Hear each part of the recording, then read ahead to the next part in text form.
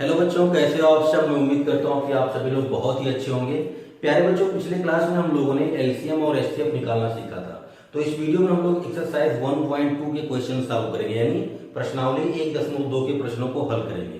तो अगर आपने इससे पहले की वीडियोस नहीं देखी हैं तो उनकी लिंक नीचे डिस्क्रिप्शन बॉक्स में मिल जाएंगे, आप वहां से देख सकते हैं। तो चलिए आज की क्लास, तो प्यारे बच्चों बात करते हैं क्वेश्चन नंबर 1 की। क्वेश्चन नंबर 1 की बात करें तो कह रहा है कि निम्नलिखित संख्याओं को अभाज्य गुणनखंडों के गुणनफल के रूप में व्यक्त कीजिए। यानी जो भी संख्याएं आपको दी गई हैं इनको क्या करना है, अभाज्य गुणनखंड के रूप में व्यक्त करना है। तो सबसे पहले हम फर्स्ट पार्ट की बात करते हैं। फर्स्ट पार्ट में आपको संख्या जो दी गई कितनी है, 140 है। अब आपको क्या करना है, आपको 140 का अभाज्य गुणनखंड करना है ना। तो कर लेते हैं। मैंने आपको बताया था कि किसी भी संख्या का अभाज्य गुणनखंड कैसे करते हैं। सबसे पहले किसी भाज्य संख्या को हम जब विभाजित करना शुरू करते हैं तब सबसे पहले 2 से चेक करते हैं, फिर 3 से, फिर 5 से, फिर 7 से। जितनी भी अभाज्य संख्याएं हैं उनसे हम लोग उन्हें चेक करते हुए जाते हैं। छोटी अभाज्य संख्या से शुरू करते हैं और बड़ी अभाज्य संख्या की ओर बढ़ते हुए चले जाते हैं। यानी सबसे पहले हम 2 से चेक करेंगे। अब 2 से कौन संख्या कटती है, 2 से वही संख्याएं कटती हैं जिनके लास्ट में 0 हो या कोई भी सम संख्या हो, 4, 6, 8, 10, 12, है ना। तो यहाँ पर देखो 0 है, इसका मतलब ये 2 से कट जाएगा। 2 से काट देते हैं, 2 सते 14, ये हो गया 70। ठीक है, अभी भी 0 है, अभी भी ये 2 से कट जाएगा, काट देते हैं, कितना हो गया 35, है ना। 2 3 6 और एक बच जाएगा, 2 5 10। अब ये 2 से नहीं कटेगा, क्यों? क्योंकि लास्ट में सम संख्या नहीं है, 5 आ गई है। अब देखते हैं कि क्या ये 3 से कटेगा। तो 3 से कटने के लिए शर्त होती है कि जो भी संख्या आपको दी गई है उनके अंकों को जोड़ने के बाद जो भी संख्या प्राप्त होती है, अगर वो 3 से कट जाए तो वो पूरी संख्या 3 से कट जाती है। तो 3 और 5 को जोड़ोगे कितना आएगा, 8 आएगा। क्या 8 3 से कटता है? नहीं कटता है, इसका मतलब ये 3 से नहीं कटेगा। अब बारी आई 5 की, तो 5 से तो ये कट जाएगा, क्यों? क्योंकि 5 से कटने के लिए कंडीशन होती है कि लास्ट में या तो 0 हो या तो 5 हो। तो यहाँ पर 5 है, काट दो, 5 7 35। ठीक है, अब 7 तो केवल 7 से ही कटेगा और ये कट गया। जब 1 आ जाता है तो हमारा अभाज्य गुणनखंड कंप्लीट हो जाता है। अब इसके आगे हमें कुछ नहीं करना है। ठीक है, तो 140 के कौन कौन से अभाज्य गुणनखंड मिले, 2 2 5 और 7। तो लिख देते हैं 2 गुणे 2 गुणे 5 गुणे 7। अब मैंने आपको लिखना सिखाया था कि किसी भी संख्या के जब अभाज्य गुणनखंड आपको मिल जाते हैं और कोई भी अभाज्य संख्या अगर एक से अधिक बार आती है ना, तो जितनी बार आती है उतना उसकी घात में लिख देते हैं। कहने का मतलब ये है, यहाँ पर देखो 2 कितनी बार आया, 2 बार आया है, तो इसको हम लोग ऐसे लिखेंगे 2 की घात 2, है ना। अब ये हो गया। ठीक है, अब इसके आगे लिख देंगे 5 और गुणे 7। ठीक है, तो ये हो गया 140 का अभाज्य गुणनखंड। ठीक है, अब बात करते हैं सेकंड पार्ट की। सेकंड पार्ट में जो संख्या आपको दी गई कितनी है, 156 है। ठीक है, तो 156 का भी कर लेते हैं, 156 का भी कर लेते हैं। अब देखो लास्ट में 6 है, तो इसका मतलब ये 2 से कट जाएगा, काट लेते हैं। 2 सते 14, एक बच गया 16, 2 अठे 16। अब लास्ट में 8 है, 8 2 से कट जाता है, तो ये 78, 2 से कट जाएगा, काट लेते हैं। 2 3 6 और एक बच गया, कितना हो गया 18, 2 9 18। ठीक है, ये 39 हो गया। अब ये 2 से नहीं कटेगा। अब बारी आई 3 की, तो 3 और 9 जोड़ दो, 12 हो गया। 12 3 से कट जाता है, इसका मतलब ये कट जाएगा, तो 3 से काट दो। 3 से काटा, 3 एकम 3 और 3 3 9। अब बात आई 13 की, तो 13 तो केवल 13 से ही कटता है, 13 तो केवल 13 से ही कटता है। ये हो गया, है ना, ये हो गया 156 का अभाज्य गुणनखंड। अब इसको लिख दो।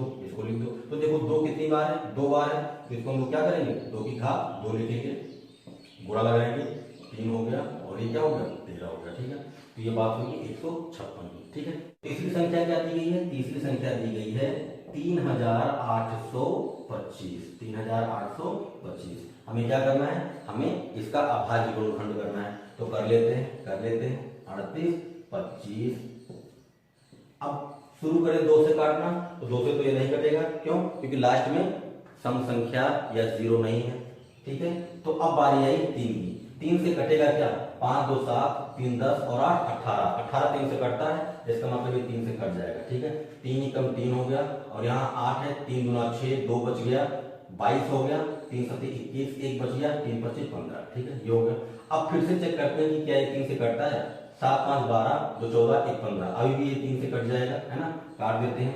3 चौक 12 हो गया, 3 गुना 6 हो गया और 3 25 15 हो गया। ठीक है, अब देखो क्या ये 3 से कटेगा, 5 2 7 और 4 11। अब 3 से नहीं कटेगा। ठीक है, तो अब बारी आई 5 की। 5 से तो ये कट जाएगा, क्यों? क्योंकि लास्ट में 5 है ना। तो 5 8 40, 2 बच गया, 2 बच गया, है ना, और 5 बचे 25, ठीक है, ये हो गया। अभी भी ये 5 से कट जाएगा, 5 चिकन 5 और 3 बच गया, 5 सत्ते 35, ये हो गया। अब 17 तो केवल 17 से ही कटेगा, तो ये काट दो, ये हो गया, ठीक है। तो 29 25 के गुणनखंड कौन कौन से आए? 3। अच्छा 3 देखो 2 बार है, तो 3 की घात 2 हो गया, गुणे 5 भी 2 बार है, 5 की घात 2 हो गया, गुणे और कितना 17, ये हो गया 3825 का अभाज्य गुणनखंड, ठीक है। अब बात करते हैं नेक्स्ट नंबर की। नेक्स्ट नंबर में आपका दिया गया कितना? 5005, ठीक है, 5005। तो देख लेते हैं 5005 का गुणनखंड क्या मिलता है आपको। तो लास्ट में क्या है? 5 है, तो इसका मतलब ये 5 से कटेगा, है ना। अच्छा 3 से कटेगा कि नहीं? तो सबको जोड़ोगे तो ये 0 0 जोड़ने का कोई मतलब नहीं है। 5 और 5 को जोड़ो 10, 10 3 से कटेगा नहीं, इसका मतलब डायरेक्ट 5 से ही कटेगा। तो काट दो, 5 चिकन 5 और 5 चिकन 5, ठीक है। अब क्या ये 5 से कटेगा? तो 5 से नहीं कटेगा, क्यों? क्योंकि लास्ट में ना तो 0 है ना ही 5 है ना, तो 5 से तो कटेगा नहीं। अब बारी आई 7 की, क्या ये 7 से कटेगा? तो देख लेते हैं, 7 एकम 7, 3 बच गया, यहाँ पर गया 30 हो गया, 7 चौक 28, 2 आया, 2 को यहाँ पर लगाया 21 हो गया, 7 3 21, इसका मतलब ये 7 से कट जाएगा। काट देते हैं, 7 एकम 7, 3 बच गया, 30 हो गया, 7 चौक 28 और 7 3 21, ठीक है, ये हो गया। अब ये 7 से कटेगा? 7 से कटेगा? नहीं कटेगा, देख लो, 7 गुना 14 और 3 बच गया, नहीं कटेगा। अब 7 के बाद कौन सी अभाज्य संख्या मिलती है? 7 के बाद 11 मिलती है। तो क्या ये 11 से कटेगा? बिल्कुल कट जाएगा, देख लो, 11 एकम 11, 3 बच गया, 11 3 14 होता है ना, 3 बच गया, 11 3 33 और 13 तो केवल 13 से ही कटेगा। तो ये हो गया 5005 का अभाज्य गुणनखंड। क्या क्या मिले हैं आपको लिख दीजिए, 5 गुणे 7 गुणे 11 गुणे 13, ठीक है। तो ये हो गया 5005 का अभाज्य गुणनखंड, है ना। तो अगली संख्या दी गई है 7429, 7429। अब 7429 का अभाज्य गुणनखंड निकालना है, तो देखते हैं। सबसे पहले आप चेक करोगे क्या ये 2 से कटता है। तो 2 से कटने के लिए लास्ट में या तो 0 होना चाहिए या तो कोई सम संख्या होनी चाहिए। यहाँ पर तो 9 है, तो 2 से तो नहीं कटेगा, ठीक। अब बारी आई 3 की, क्या 3 से कटेगा? तो सबको जोड़ लो, जोड़ने के बाद जो भी संख्या मिलती है अगर वो 3 से कट जाए तो ये संख्या भी 3 से कट जाएगी। तो 9 2 11, 4 15, 15 और 7 कितना 22, 22 3 से नहीं कटता, मतलब ये 3 से नहीं कटेगा। अब बारी आई 5 की, 5 से कटने के लिए लास्ट में 0 होना चाहिए था, तो 5 होना चाहिए था, 5 से भी नहीं कटेगा। अब बारी आई 7 की, तो देख लेते हैं 7 से कटेगा कि नहीं कटेगा। 7 एकम 7, है ना। अब आया 42, 7 6 42, 9 बच जाएगा, नहीं कटेगा 7 से, है ना। अब 7 के बाद कौन सी अभाज्य संख्या मिलती है? 11 मिलती है ना। तो 11 से देखते हैं, 11 से कटेगा ये, 11 6 66, 11 7 77 ज्यादा हो जाएगा, 66 66 और 8 74, 8 मतलब यहाँ पर 8 बढ़ गया ना, तो यहाँ 82 हो गया। अब 11 7 77, 77 और 5 कितना 82, 5 यहाँ पर बच गया, तो यहाँ पर 59 कर देगा और 59 11 से नहीं कटेगा, ठीक है। तो ये 11 से नहीं कटेगा। अब बारी आई 13 की, 13 से चेक कर लेते हैं। 13 3 39, 13 चौके 52, 13 5 65, है ना, 13 5 65 और 13 6 78, 78 ज्यादा हो जाएगा, 13 5 65। अब 65 में कितना जोड़ोगे? 74 हो जाए, तो 65 में आप 9 जोड़ोगे तो 74 हो जाएगा, इसका मतलब यहाँ 9 बचेगा, यहाँ पर 9 गया तो 92 हो गया, है ना। 13 7 91 होता है, यानी 1 बच जाएगा, और 1 जब यहाँ गया तो हो गया 19, कितना हो गया 19, और 13 से तो 19 कटेगा नहीं, इसका मतलब ये संख्या 13 से भी नहीं कटेगी, ठीक। तो अब बारी आती है 17 की, तो देखते हैं कि 17 से ये कटेगा कि नहीं कटेगा, है ना। 17 चौक 68, कितना बच गया? 6 बच गया, भाई यहाँ 74 है ना, 17 चौक 68, 74 में से 68 निकालोगे 6 बचेगा। अब ये 6 बचेगा तो यहाँ कितना हो गया? 62 हो गया, 17 तिया 51, 17 तिया 51, है ना। 51 में कितना जोड़ोगे? 62 हो जाए, 11 जोड़ना पड़ेगा, 11 जोड़ना पड़ेगा, इसका मतलब यहाँ 11 बढ़ रहा है। जब यहाँ से 11 यहाँ जाएगा तो 119 कर देगा, यानी 17 7 119, ठीक है। अब देखते हैं कि क्या ये फिर से 17 से कटेगा। तो देखो 17 गुना 34, 17 गुना 34, 43 में से 34 घटाओगे 9 बचेगा, जब 9 यहाँ गया तो 97 कर देगा। क्या 97 17 से कटेगा? नहीं कटेगा, है ना। इसका मतलब ये संख्या 17 से नहीं कटेगी। तो 17 के बाद कौन सी अभाज्य संख्या आती है? 19 आती है। कौन सी आती है? 19। तो देखते हैं क्या 19 से कटेगा?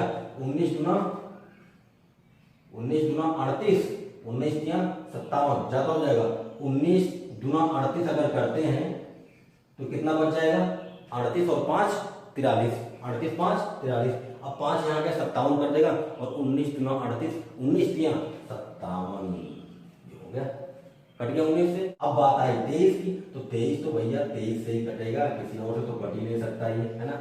किसी के टेबल में नहीं आता, किसी भी संख्या के पहाड़ा में नहीं आता 23, है ना। तो ये हो गया, है ना। तो देखो कौन कौन से अभाज्य गुणनखंड मिले हैं, एक मिला है 17, एक मिला है 19 और एक मिला है 23, ठीक है। तो ये हो गए इनके अभाज्य गुणनखंड, ठीक है। अब बात करते हैं अगले क्वेश्चन की। तो बात करते हैं क्वेश्चन नंबर 2 की। क्वेश्चन नंबर 2 की बात करें तो कह रहे हैं कि जो भी संख्याएं दी गई हैं आपको इनका HCF और LCM निकालना है। जब HCF और LCM निकाल लेंगे तब आपको अपने उत्तर की जांच भी करनी है। और उत्तर की जांच कैसे करेंगे, दोनों संख्याओं का आपस में गुणा कर दीजिए। गुणा करने के बाद में जो भी आता है वो इनके HCF और LCM के गुणनफल के बराबर आना चाहिए, है ना। तो देखो सबसे पहले हम लोग फर्स्ट पार्ट की बात करते हैं। फर्स्ट पार्ट में संख्याएं दी गई हैं 26 और 91, है ना। हमें 26 और 91 का HCF और LCM निकालना है, ठीक है। तो सबसे पहले क्या करेंगे, 26 के अभाज्य गुणनखंड ज्ञात करेंगे, है ना। तो ये 2 से कट जाएगा, 2 एकम 2, 2 3 6 और 13 तो 13 से ही कटेगा, है ना। तो 26 के कौन कौन से अभाज्य गुणनखंड मिले, एक आपको 2 मिला है, एक आपको 13 मिला है, ठीक है। अब 91 की बात कर लेते हैं, 91 का निकालते हैं। तो ये तो 2 से कटेगा नहीं, है ना। 9 1 10, क्या 10 3 से कटता है, नहीं कटता, तो 3 से भी नहीं कटेगा। बात आई 5 की, तो 5 से तभी कटता जब लास्ट में 0 होता है, तो 5 होता है ना। तो 7 से देखते हैं, 7 एकम 7, 2 बच गया, 7 तियां 21, है ना। 13 आ गया, अब 13 तो 13 से ही कटेगा, है ना, ये खत्म हो गया। तो 91 के कौन कौन से अभाज्य गुणनखंड मिले, एक 7 मिला है, एक 13 मिला है, ठीक है। अब बात आती है इनके HCF और LCM की, ठीक है। तो सबसे पहले मैं LCM निकाल लेता हूँ। सबसे पहले मैं 26 और 91 का LCM निकाल लेता हूँ, ठीक है। तो LCM के लिए मैंने आपको बताया था, आपको क्या करना है, जो दोनों में कॉमन होगा उसे आप सिर्फ एक बार लिखेंगे। तो यहाँ पर देखो, यहाँ भी 13 है, यहाँ भी 13 है, तो 13 को मैंने एक बार लिखा। अब जो बच रहा है, दोनों में जो बच रहे हैं उसको लिख डालो। यहाँ पर 2 बच रहा है, 2 को लिख दो, और यहाँ पर 7 बच रहा है, 7 को लिख देंगे, ठीक है। अब इनका कर लेते हैं गुणा, है ना। तो 13 से 91, 91 में 2 से गुणा करोगे, 2 एकम 2, 2 9 18, कितना आ गया 182, है ना। भाई इन तीनों का गुणा ही तो करना है, तो गुणा कर लीजिए।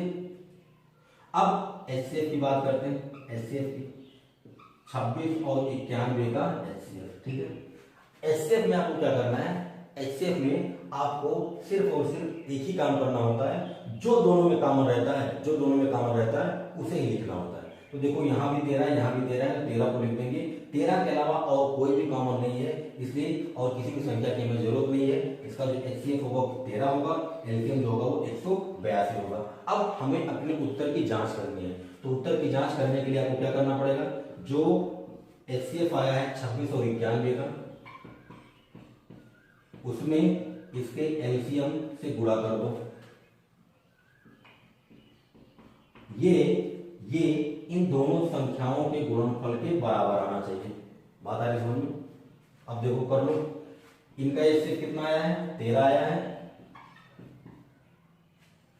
LCM कितना आया, 182 आया है, और 26 और 91, ठीक है। दोनों तरफ मान जो भी आए वो बराबर आने चाहिए, ठीक है। अब इनका गुणा कर लेते हैं। तो 182 में गुणा करना है आपको 13 का, ठीक है, कर लेते हैं। 3 दूना 6, 3 8 24, 3 एकम 3 और 2 5, ठीक है, ये हो गया। और ये 2 हो गया, ये 8 हो गया, ये 1 हो गया। जोड़ लेते हैं, 6 4 2 6, 8 5 13 और 1 1 2, कितना आ गया ये 23 66, ठीक है।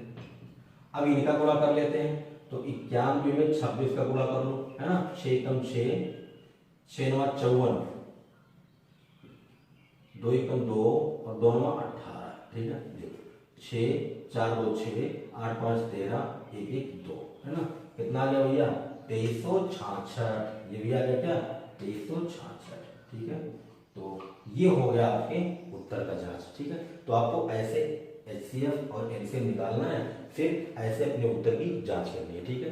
अब इसके सेकंड पार्ट की बात करते हैं। सेकंड पार्ट में कह रहा है कि एक संख्या आपको दी गई है 510 और एक संख्या दी गई है 92, ठीक है। आपको क्या करना है, आपको इनका LCM और HCF निकालना है। तो निकाल लेते हैं। सबसे पहले 510 का हम लोग अभाज्य गुणनखंड करेंगे, है ना। 2 से कट जाएगा, 2 दूना 4, एक बच गया, 2 पंचे 10 और 2 पंचे 10, ठीक है। अब 5 5 10 2 12, 12 3 से कटता है, इसका मतलब ये 3 से कट जाएगा, काट लेते हैं। 3 बटे 24, एक बच गया, 3 बचे 15, ठीक है। अब 8 5 13, 3 से नहीं कटेगा लेकिन 5 से कट जाएगा क्योंकि लास्ट में 5 है। 5 एकम 5, 3 बच गया, 5 सत्ते 35, ठीक है। अब ये तो 17 से ही कटेगा, ठीक है। तो ये एक आ गया, यानी 510 का कौन कौन सा अभाज्य गुणनखंड मिला है, 2 गुणे 3 गुणे 5 गुणे 17, ठीक है। अब 92 की बारी है, 92 का कर लेते हैं। 2 से कट जाएगा, 2 चौक 8 और एक बच गया, 2 छक 12, 2 से कट जाएगा, 2 दूना 4, 2 तीन 6। अब ये तो 23 से ही कटेगा, है ना। तो इसके कौन कौन से गुणनखंड मिले, 2 गुणे 2 गुणे 23, ठीक है। अब हमें निकालना है इनका एचसीएफ और एलसीएम। एचसीएफ निकालना है और एलसीएम निकालना है।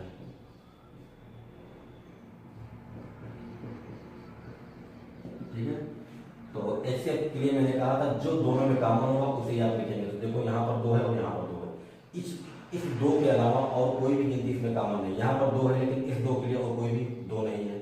23 उसमें है नहीं, 3 इसमें है नहीं, 5 इसमें है नहीं, 17 इसमें है नहीं। तो जो दोनों में कॉमन होगा ना वही इसका एचसीएफ होगा, यानी दोनों में 2 कॉमन है, इसका क्या होगा, एचसीएफ होगा। अब बात करते हैं एलसीएम की। तो मैंने कहा था जो दोनों में कॉमन होगा ना उसे आप एक ही बार लिखोगे, तो इसको हम एक ही बार लिखेंगे। अब इनके अलावा क्या बच रहा है, एक 2 बच रहा है, उसको लिख देते हैं। एक 3 बच रहा है, फिर एक 5 बच रहा है, फिर 17 बचा और फिर 23 बच गए, ठीक है। अब इनका हमें करना है गुणा। तो 2 दूना 4 दिया, 12 पंचे 60, है ना। 60 गुणे 17 गुणे 23, है ना। अब 17 छक्का 102 होता है, तो ये हो गया और ये कितना आ गया, 23 आ गया, ठीक है। अब गुणा कर लेते हैं। 1020 में गुणा करना है आपको किसका, 23 का।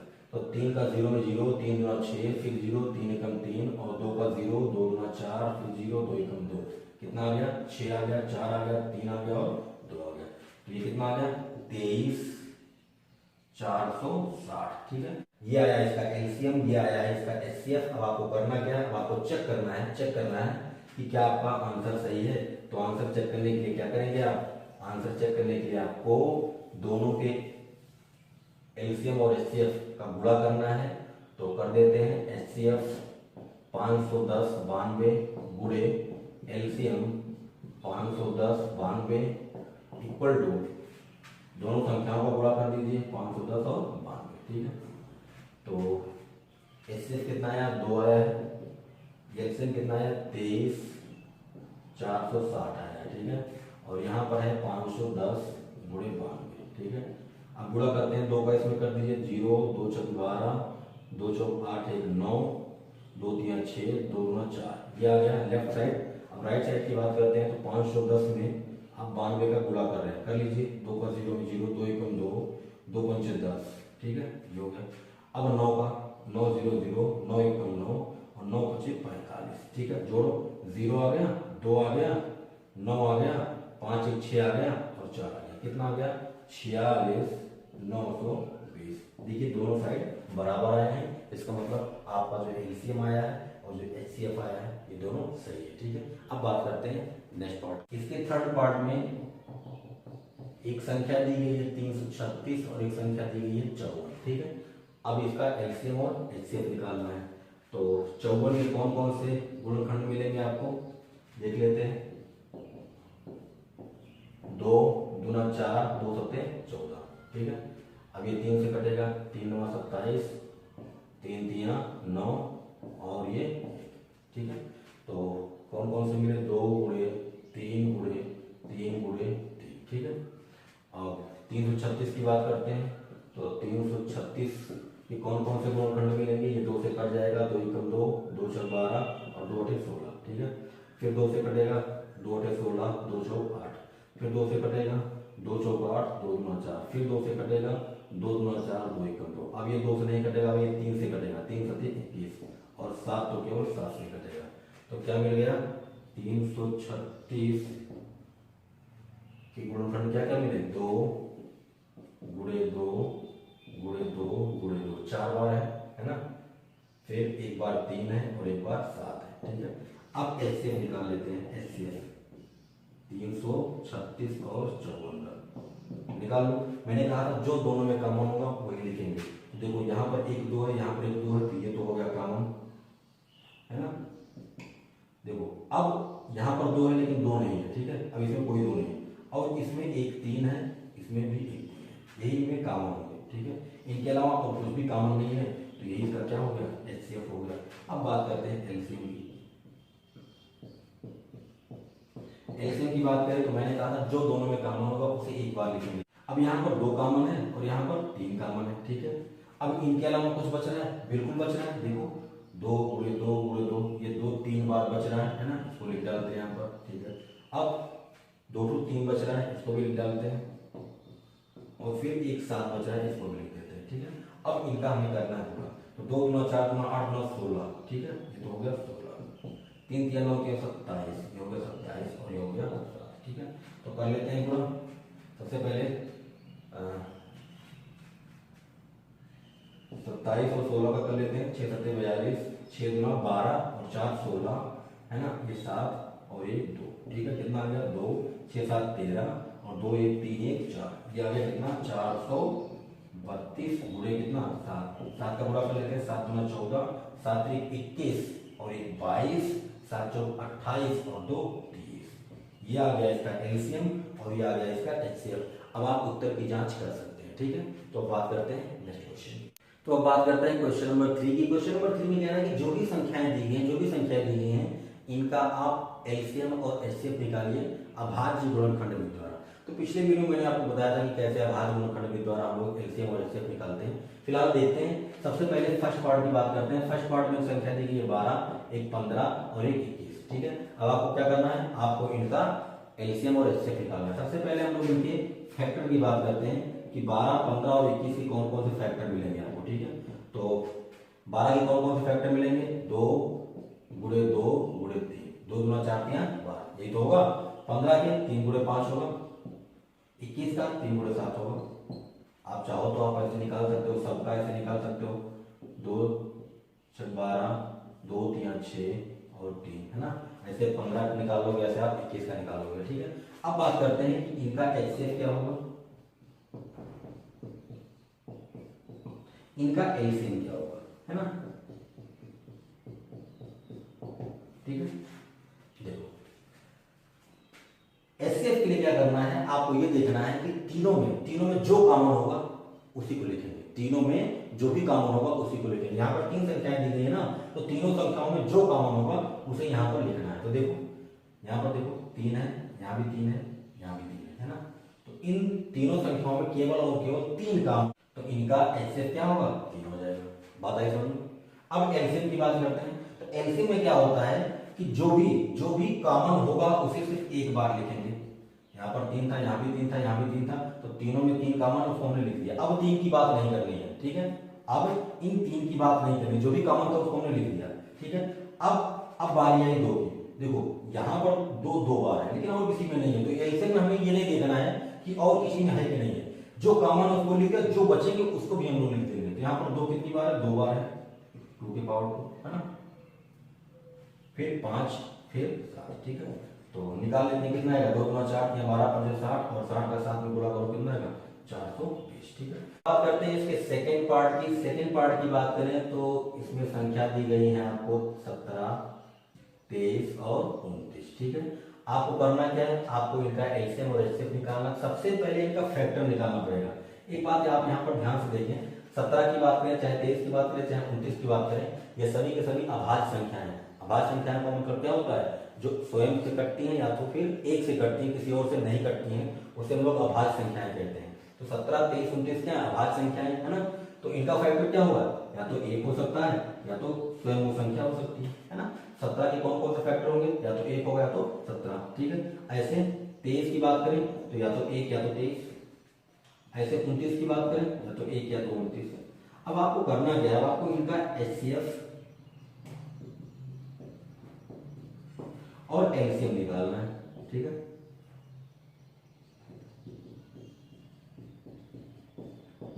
अब देखो तीनों में जो कॉमन होगा उसे हम ढूंढ लेंगे।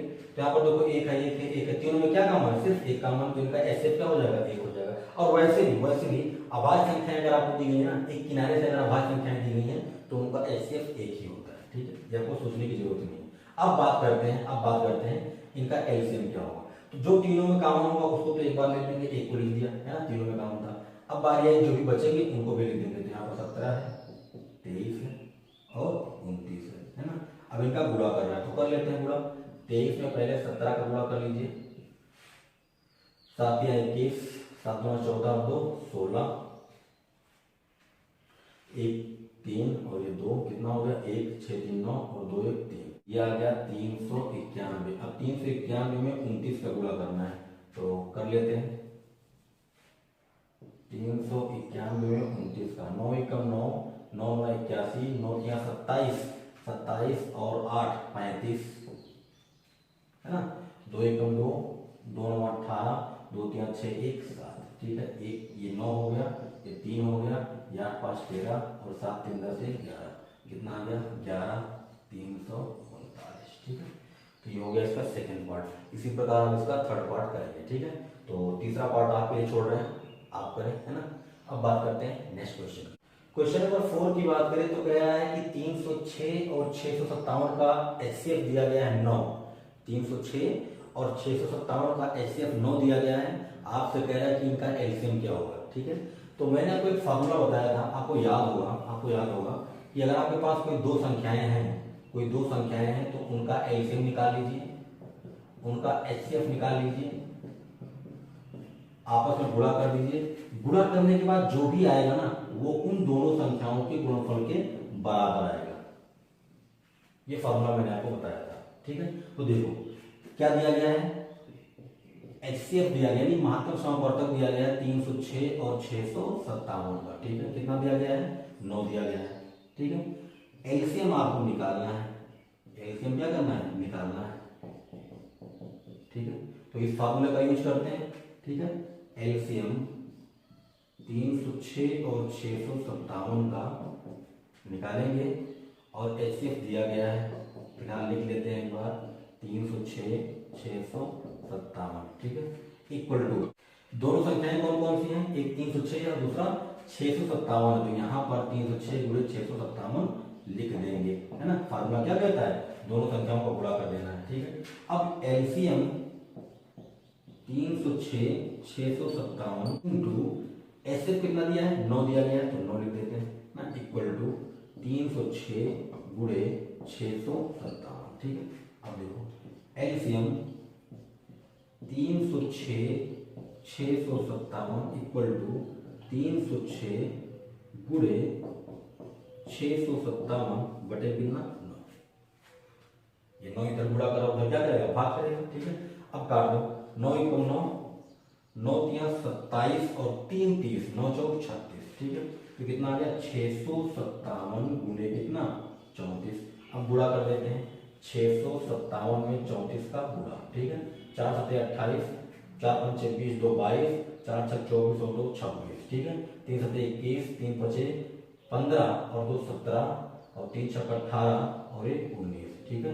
गुणा कितना आया? 8 आया, 3 आया, 6 7 13 और 9 2 11 12 1 1 2, है ना। 22 338, कितना आ गया? 22 338, यानी 306 और 657 का एलसीएम कितना आएगा? 22,338, ठीक है। अब बात करते हैं नेक्स्ट क्वेश्चन। तो अब बात करते हैं क्वेश्चन नंबर 5 की। क्वेश्चन नंबर 5 में कह रहा है कि जांच कीजिए कि क्या किसी प्राकृतिक संख्या n के लिए संख्या 6 पावर n अंक 0 पर समाप्त हो सकती है। कहने का कोई मतलब यह है, आपको एक संख्या दी गई है 6 की घात n, यहाँ पर n का मतलब है प्राकृतिक संख्या, यानी 1 2 3 4, है ना, 5, कुछ भी आप ले सकते हैं। तो कह रहा है कि जब आप n का मान रखते हो ना तो इसकी जो भी वैल्यू आती है वो आपसे पूछ रहा है कि क्या उसका आखिरी अंक 0 आ सकता है, आखिरी अंक 0 आ सकता है। तो देखो चेक कर लेते हैं ना, जब मैंने n का मान 1 रखा तो 6 की घात 1 हो गया, कितना आ गया? 6 आ गया। जब मैंने n का मान 2 रखा तो 6 की घात 2 हो गया, 36 आएगा।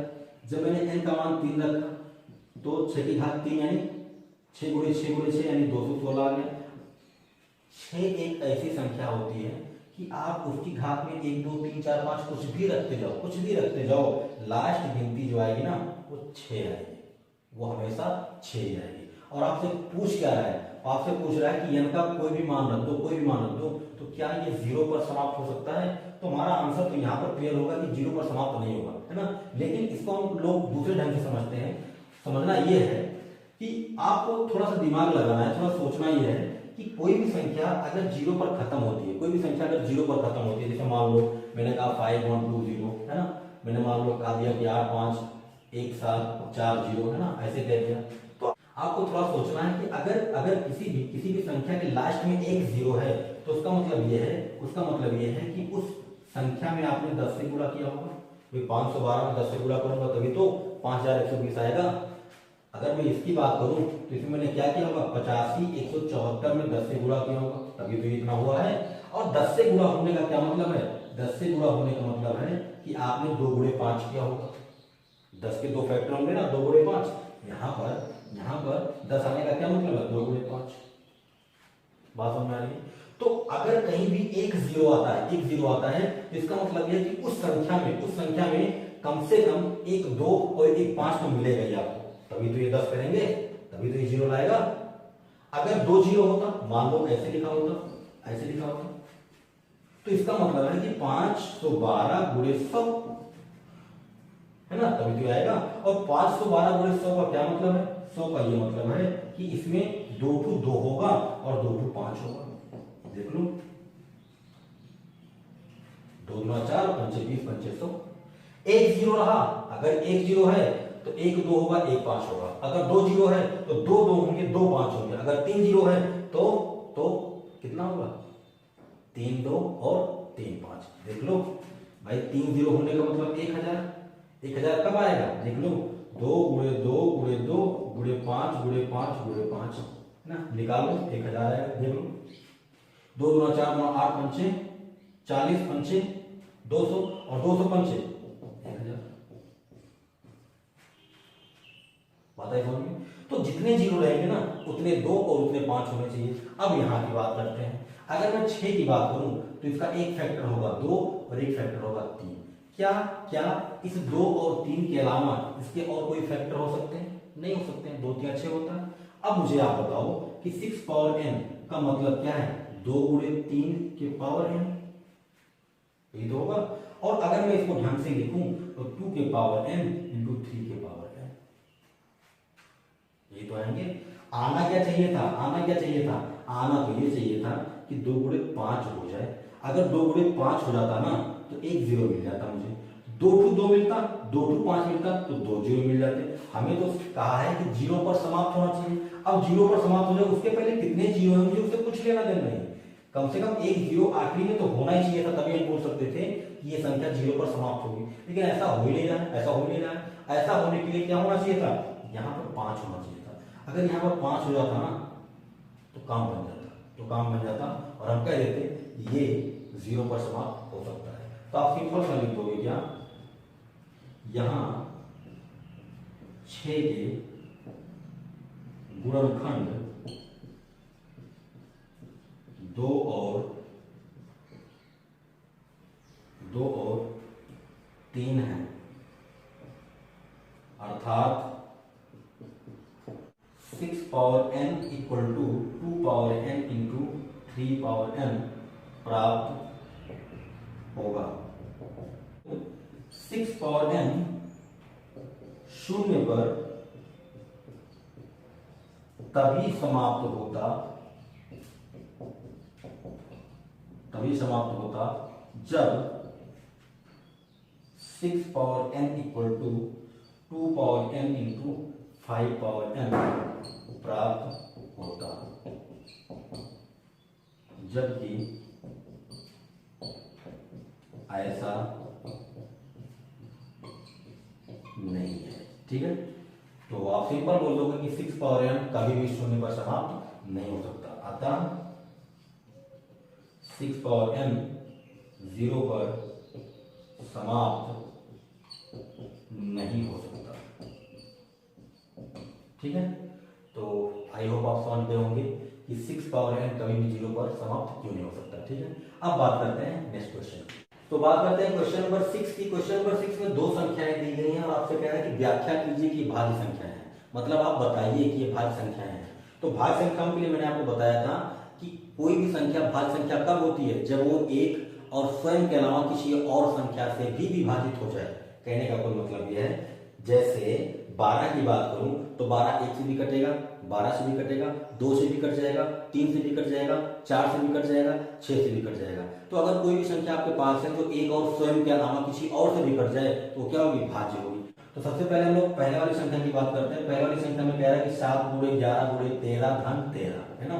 आपको बताना है कि भाज्य संख्या है क्यों, है ना। तो देखो ये पूरा एक ही है ना, 7 गुणे 11 गुणे 13 ये पूरा एक ही है और फिर ये प्लस लगा के 13 है। ठीक है, तो सबसे पहले आप क्या करो, यहां से और यहां से 13 कॉमन कर लो। कॉमन हो जाएगा, बिल्कुल हो जाएगा, कॉमन कर लो। यहाँ पर बचा क्या, 7 गुणे 11 और धन, यहाँ पर 13 कॉमन होगा, कितना बचा 1। बात समझ में आ रही है, ये 13 निकल आया तो यहाँ पर फिर 13 बाहर आ गया। ठीक है, अब 11 से 77 और धन 1, है ना, ये कितना हो गया 13 गुणे 78। अब इस 13 की बात ना करो, इस 13 की बात ना करो, आप इसकी बात करो। 78 क्या क्या 2 से कटेगा, बिल्कुल कटेगा। क्या ये 3 से कटेगा, 8 और 7 15, है ना, 15 3 से कटता है तो ये भी कटेगा, है ना। क्या ये 6 से कटेगा, बिल्कुल कट जाएगा, 13 से 78 होता है। क्या ये 13 से कटेगा, बिल्कुल कट जाएगा। क्या ये 78 से कटेगा, बिल्कुल कट जाएगा।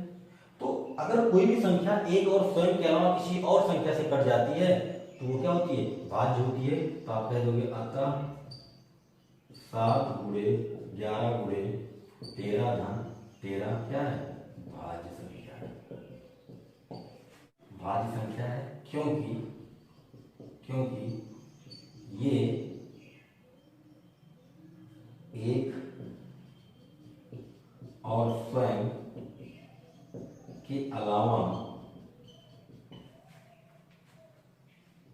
2 3 6 इत्यादि से विभाजित होती है।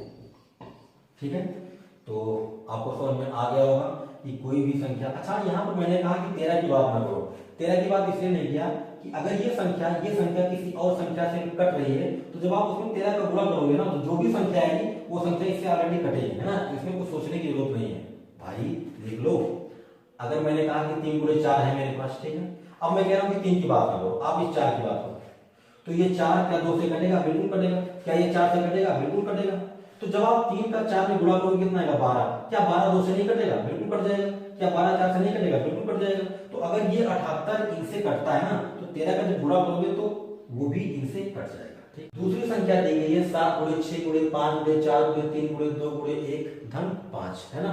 इसे भी बताना है कि भाज्य संख्या क्यों है। तो देखो यहाँ पर 5 है, यहाँ 5 है तो 5 तो कॉमन हो जाएगा, कॉमन कर लो, 5 हो गया कॉमन। तो बचा क्या, 7 गुणे 6 गुणे 4 गुणे 3 गुणे 2, है ना, और धन 1।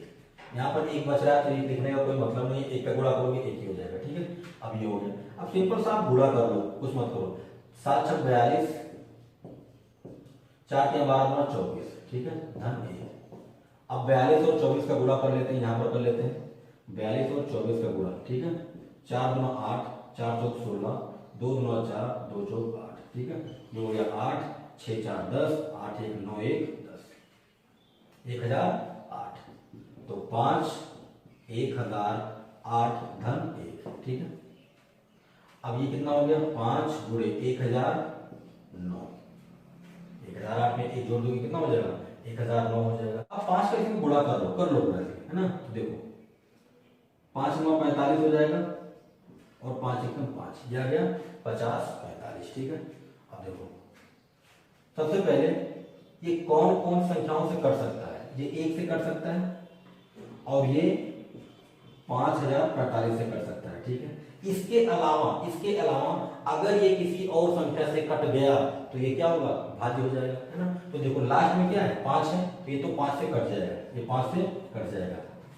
हमें यही तो करना था, हमें ये तो चेक करना था कि अगर ये संख्या एक से और स्वयं के अलावा किसी और से कट रही है तो ये क्या है, भाज्य संख्या है। तो देख लो ये एक से तो कटेगी कटेगी, 5048 से कटेगी कटेगी, लेकिन उसके साथ साथ ये 5 से भी कट रही है, 5 से भी कट रही है, तो ये क्या है, भाज्य संख्या है। जैसे यहाँ पर मैंने लिखा था ऐसे आप इसके नीचे स्टेटमेंट लिख दोगे। बात समझ में आई?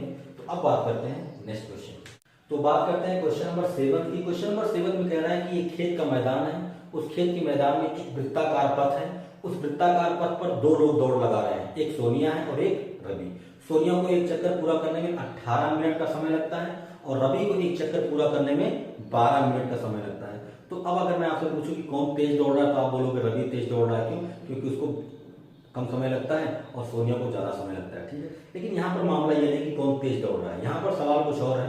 वो कह रहा है कि जब दोनों एक स्थान से दौड़ना शुरू करते हैं तब दोनों कितने समय बाद वापस उसी स्थान पर एक साथ मिलेंगे। कहने का कोई मतलब यह है कि मान लीजिए कि वृत्ताकार पथ है, ठीक है, ये वृत्ताकार पथ है। अब यहां से मान लो, यहां से सोनिया और रवि है ना, ये दोनों दौड़ना शुरू करते हैं, ठीक है। मान लो ये पॉइंट ए है, ठीक है, यहां से दौड़ना शुरू करते हैं। तो जाहिर सी बात है रवि 12 मिनट में चक्कर पूरा करता तो तेज दौड़ रहा होगा। तो जब तक सोनिया यहां तक पहुंची होगी कहीं, तब तक रवि क्रॉस कर जाएगा। भाई ये 12 मिनट में एक चक्कर पूरा कर लेता है ना, तो ये तेज दौड़ रहा होगा और सोनिया धीरे दौड़ रही है। तो जब यहां से दौड़ना शुरू करता है रवि, तो यहां पहुंचने में उसको 12 मिनट लगता है, और जब सोनिया दौड़ना शुरू करती है तो उसको 18 मिनट लगता है। तो जाहिर सी बात है जो तेज दौड़ रहा है वो एक चक्कर अपना जल्दी पूरा कर लेगा। तो पूछ रहा है कि जब यहां से दोनों ने एक साथ दौड़ना शुरू किया था तो कितने समय बाद वापस वो दोनों एक साथ ही मिलेंगे, है ना, ऐसे ही सवाल पूछ रहा है, ठीक है। तो अब करना क्या है, करना क्या है, तो मैंने आपको पिछले वीडियो में एक छोटी सी स्टोरी सुनाई थी, राजा मंत्री और मेढक वाली, है ना। अगर आपने नहीं देखी है तो आपको वो स्टोरी जरूर सुननी चाहिए और समझना चाहिए कि आखिर उस स्टोरी का कॉन्सेप्ट क्या था। यहां पर मैं फिर से समझाता हूं। ये रही सोनिया, ये रहा रवि। सोनिया एक चक्कर लगाने में 18 मिनट लेती है, तो दूसरा चक्कर लगाने में 36 मिनट लेगी। भाई एक चक्कर में 18, तो 2 चक्कर में 36, ऐसे 3 चक्कर लगाने में 54 मिनट। ऐसे रवि की बात करें तो रवि एक चक्कर लगाने में 12 मिनट लेता है, तो दूसरा चक्कर लगाने में 24 मिनट लेगा, तीसरा चक्कर लगाने में 36 मिनट लेगा, चौथा चक्कर लगाने में 48 मिनट लेगा। अब आप मुझे ये बताओ कि सोनिया और रवि जब चक्कर लगा रहे हैं तो उनका ये समय लिखा गया है। इनमें क्या कॉमन है? इनमें 36 कॉमन है। इनमें क्या कॉमन है? 36 कॉमन है। यानी 36 मिनट में सोनिया 2 चक्कर लगाती है और 36 मिनट में रवि 3 चक्कर लगाता है। यहाँ हमें इससे कोई लेना देना नहीं कि कौन कितने चक्कर लगाता है, हमें तो इससे मतलब है कि वे कितनी देर बाद वापस बिंदु ए पर मिलेंगे, जहां से उन्होंने चलना शुरू किया था वहां पर कितनी देर बाद मिलेंगे। तो देखो वापस वो दोनों 36 मिनट बाद मिलेंगे, वापस वो दोनों क्या करेंगे, 36 मिनट बाद मिलेंगे, ठीक है। तो ये सोनिया का टाइम था, ये रवि का टाइम था, है ना। इन दोनों के टाइम इंटरवल में वो दोनों 36 मिनट बाद वापस बिंदु ए पर मिलते हैं। ये हमने किया क्या है, ये हमने एक्चुअली में एलसीएम निकाला है। मेढक वाली स्टोरी मैंने एलसीएम के लिए बताई थी, है ना। ऐसे ऐसे जरूरी नहीं है कि केवल 36 पर ही मिलेंगे, है ना। आगे निकालो, 12 पंचे 60 आएगा, है ना। भाई 5वां चक्कर वो 60 मिनट में पूरा करेगा। सोनिया क्या करेगी, अगला चक्कर वो 72 मिनट में लगाएगी। और जब रवि 6वां चक्कर लगाएगा तो 72 मिनट में लगाएगा, ठीक है। तो यहाँ पर 72 भी कॉमन है ना। तो पहले वो 36 में मिलेंगे, फिर 72 पे मिलेंगे, फिर ऐसे आगे भी मिल सकते हैं, है ना। लेकिन हमें क्या करना था, हमें तो ये पता करना था कि सबसे पहले वो कितने समय बाद मिलते हैं। सबसे पहले वो 36 मिनट बाद मिलेंगे, है ना। तो ये तो रहा इसका आंसर कि वे 36 मिनट बाद मिलेंगे। मैंने ये कहानी सिर्फ आपको इसलिए सुनाई है कि ताकि आप समझ सको कि क्वेश्चन का कॉन्सेप्ट क्या है, वो क्या कह रहा है, ठीक है। बाकी इसमें करना कुछ नहीं था, 12 और 18 का एलसीएम निकालना था, है ना। 12 और 18 का एलसीएम निकालना था। जैसे 12 की बात करूं तो 12 का फैक्टर क्या होगा, 2 दूना 4 या 12, ठीक है। 18 की बात करूं तो 18 के फैक्टर कौन कौन से होंगे, 2 3 6 3 18, ठीक है। आपको इनका एलसीएम निकाल लेना है, जो भी इनका एलसीएम आएगा वो इनका आंसर हो जाएगा। देखो एलसीएम 12 80, ठीक है। इनमें कॉमन क्या है, ये 2 कॉमन है, लिख लो। कॉमन क्या है, 3 कॉमन है, इसको भी लिख लो, ठीक है। अब ये 3 बच गया, ये 2 बच गया। मैंने कहा था कि जब भी आप एलसीएम निकालते हैं पहले जो कॉमन हो उसको लिख लो, जो कॉमन था उसको हमने लिख लिया, अब जो बच रहा है उसको भी लिख दो। तो यहाँ पर एक 2 बच रहा था और यहाँ पर एक 3 बच रहा है, इनका गुणा कर दो, 2 दूना 4 या 12 या 36, ये इनका आंसर हो जाएगा। मतलब ये है कि वे दोनों 36 मिनट बाद एक दूसरे से प्रारंभिक बिंदु पर मिलेंगे। ठीक है, तो प्यारे बच्चों, मैं उम्मीद करता हूं कि आपको वीडियो पसंद आया होगा। अगर आपको वीडियो पसंद आया है तो प्लीज़ लाइक करें, दोस्तों को शेयर करें, और साथ ही साथ अगर आपने मेरा चैनल सब्सक्राइब नहीं किया है तो चैनल को सब्सक्राइब करें, घंटी वाली बटन दबाएं और ऑल पर क्लिक कर दें, ताकि जैसे मैं कोई वीडियो अपलोड करूँ उसकी सूचना आपको तुरंत मिल जाए। ठीक है, मिलते हैं नेक्स्ट क्लास में। Thank you for watching, thank you very much.